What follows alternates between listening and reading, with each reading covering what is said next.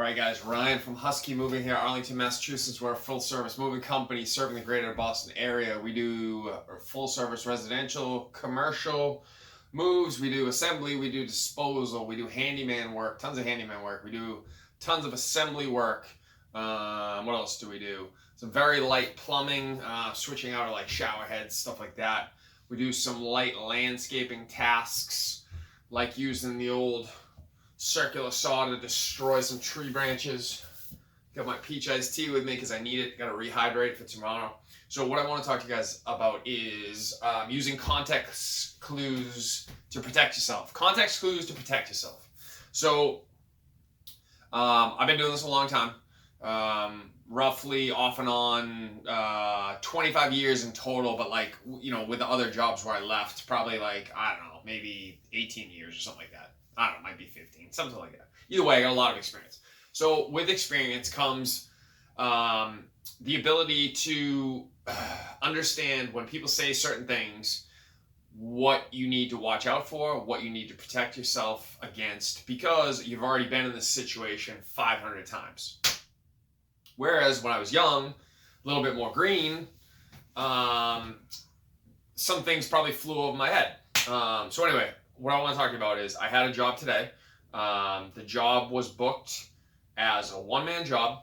The customer worked at a giant office complex up in Burlington and wanted me to come up, and the job was booked as taking down two flat screen TVs that were mounted on her company office, like conference rooms, and then taking them to my hometown and then remounting one of them at her house.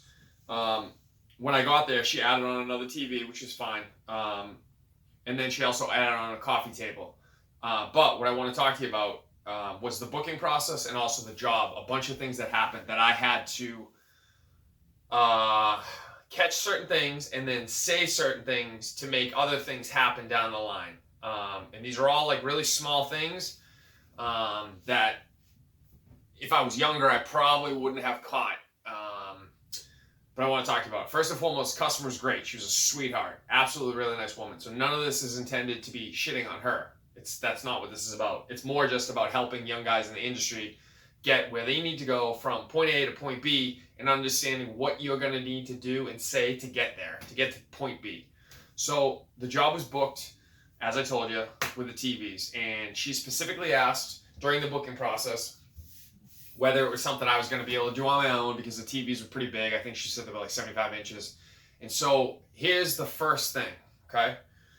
The first thing, and I was very, very clear with her. I said, listen, there's going to be multiple stages. She was indicating to me with our conversation. We had a chat thread going via the app that I got booked on. And she was very clear with me with her context clues, with what she was saying, that she wasn't planning on being a part of the process. So that's the first thing that is very important, because 3 75-inch TVs need to go up and down. Usually TVs, when you mount them or when you dismount them, you need to pull tabs down from the TV bracket that's on the wall. That's how they disengage the system. More often than not, when it's a large TV, you need two people, because one hand will be holding the side of the TV, the other hand needs to pull the pull tab. So you can imagine if you're one person that has to hold a 75-inch TV, you're not going to be able to hold a 75-inch TV and also pull the two pull tabs that are in the middle of the TV. It's physically impossible. And there's no way to pull them and then pull the TV off. I would literally have my arms out like this, trying to get it up off the wall. It's just not smart. Could I have done it? Maybe. Would I advise it? No, of course not. It makes no sense. Because if I drop that TV, I'm liable for it. So that was the first context clue. I told her very specifically in the chat thread, I said, listen, just so you know, and this is the important part, because now you're forming the basis for, you're telling her what she's going to need to be involved in, which is important. It's very important. She's told you she doesn't want to be involved in it, and you being like, listen, I literally told her, here's what has to happen. And if you can't do this, that's okay, but you're going to need to hire a 2-man crew or hire another person. Okay, so that's the first protection. I said, typically taking TVs off a wall, two-man job for the reasons I already explained, and then getting it down to the ground is a two-man job, and then depending on the size and the weight of the TV, getting it to the truck can also be a two-man job. Now again, I can't stress this strongly enough. Could one guy do it? Of course one guy could do it. Of course you could. But just because you can do something doesn't mean it's a smart thing. And the other thing you got to keep in mind, and this is very important, is anything you choose to do on your own, you're taking complete liability for. And that's important. I'll mention real quickly that at one point we picked one of the TVs up and she thought she had gotten it down to the ground and she hadn't actually gotten it down to the ground. And if I'm being honest with you, I think was being a little bit impatient and just wanted the process to be over, and she dropped the TV onto the ground. Her corner of the TV dropped and hit the ground. This is important because had that TV broke or no longer been working when we went to plug it in, I'm not responsible for it. You dropped it, you're responsible for it. And this is not meant to shit on her. It's just a fact is a fact. It's what happened. You know, she was a sweetheart. I can't stress that enough. She was great. Loved her. So that was the first thing. I told her it's a two-person thing. And then the other thing you're going to need to worry about is when we need to get the TV, the 75-inch TV back up on the new mount at your house, that's a two-person process too, because you need one person on either side of the TV, and you each need to pick it up at an angle and make sure it's on the mount. And then both of you kind of bring it down and get it locked into place. And then from that point, usually, assuming the TV mount has been installed correctly and the TV is actually on the bracket, you're fine. But usually that's a two-man process. Now again, could you do it with one guy? Of course you could. Is it smart? No, it's not. Not with a 75-inch TV, and these TVs probably weighed roughly 100 pounds a piece. I don't know. Not smart. That was the first thing. So I was very clear with her. I said, listen, you're going to need to be involved in this part of the process at a bare minimum. Bare minimum. She said, okay. The reason why this is important is because I hadn't said anything of that, like that. I've already set her up for the fact that, hey, you're going to be involved in this process, right? Yes? Yes, you are. And if you don't like that, that's okay, but then we need to figure out another solution. It's important because had I not said that when I get to the business complex, she's going to be like completely hands off and just be like, okay, there they are, go do it. Which, could we have done it that way? Of course we could have. Was that the smart way to do it? I can't stress it strongly enough. I'll say it again. No, it wasn't. So what wound up happening, God love the lady, she was great. She actually had a woman who worked at the front desk, a little Colombian woman who was awesome, who came in and helped us throughout the entire process, and she was a sweetheart. It also was a completely important part of the entire process. So I was pumped she was there because she wanted to get her hands dirty, and she worked hard, and she was a sweetheart, and she was fun to talk to. That's the first thing. The second thing is, what else happened? She told me at one point during the conversation while we were at her business complex, she said, oh, I'm going to have to pass you off when I get to my house to my husband because I scheduled a meeting while you were here. Okay. Not what I would have done, for sure, but people are out in the real world. They got to pay the mortgage. It is what it is. So I said to her very quickly, hey, did you let your husband know he's going to have to help in this process? Which is important. Yeah, I let him know.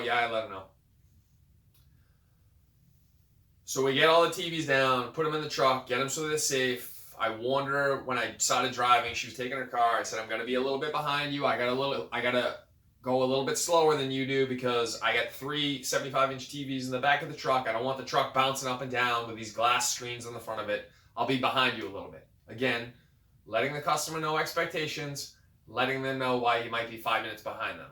Okay? Important.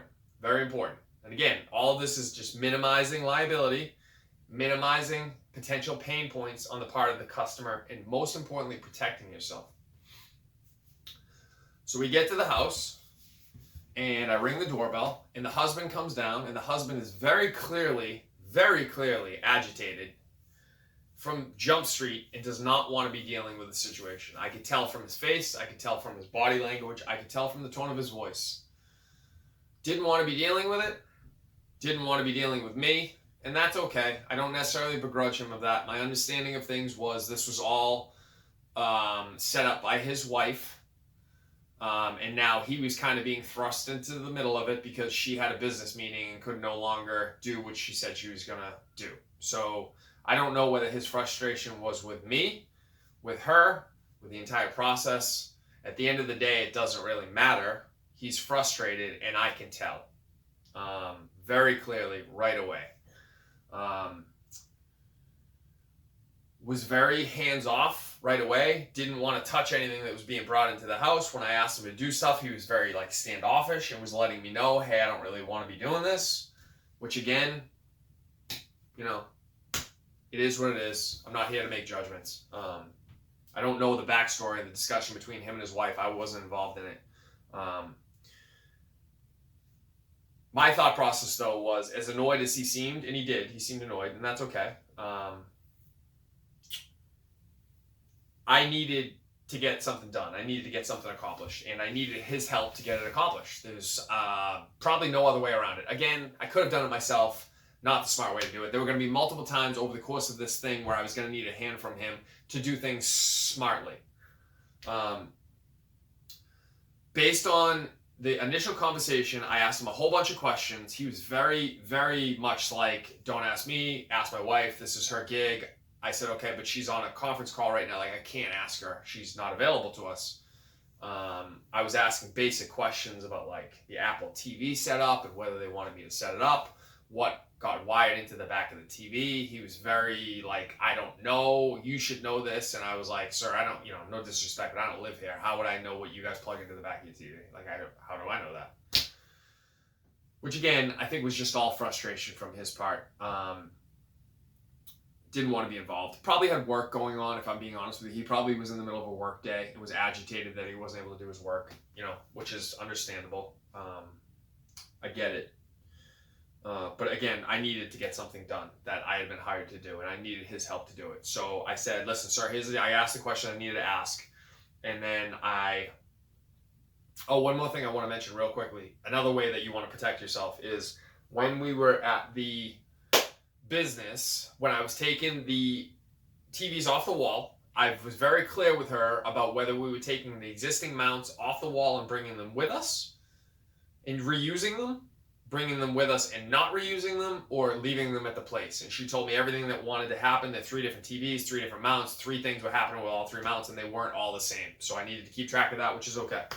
But the point of this was, one of the things I said to her was, I said, listen, ma'am, I have to ask this question because it's part of my job. And people typically get frustrated when I ask it, but I got to ask it.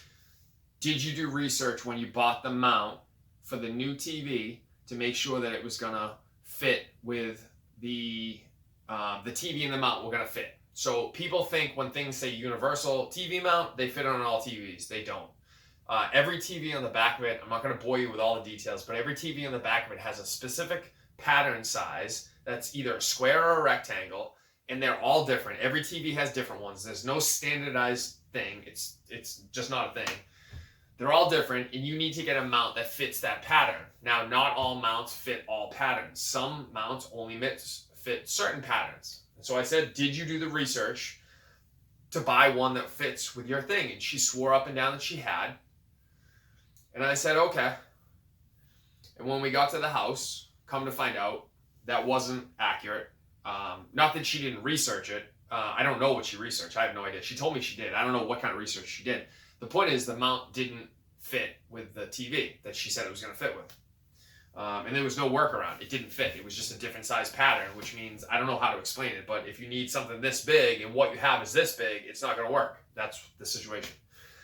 So I told the husband that, and then when she finally got off her call, I told her that, and I said, listen, I'm gonna work with one of the existing mounts we have from the other TVs, and I'm gonna try to make it work, but I can't guarantee it's gonna make it work. The only way for me to find that out is to try it out. Do you want me to do that, or do you want me to stop and you can buy a mount specifically designed for this TV, because it was a heavier TV, it was a 75-inch TV. The old mount we were using, I didn't know what TV size it was made for or what weight it was made for, which is important because if it's only rated for 60 pounds, which some of them are, and this thing's 100 pounds, that's important. She said, no, I want to keep going with the existing mount. I said, okay, I can't guarantee it's going to work, but I will try. That's important, and I mentioned that because, again, I was letting her know in the beginning of the process, hey, I feel like there's going to be an issue here. I'm letting you know gently what to expect when we get over there. And sure enough, what I said was most likely to happen based on my experience in the industry was what happened. The customer thought that they had bought the right thing, but they didn't actually take the time to investigate how it works, and they didn't buy the right thing.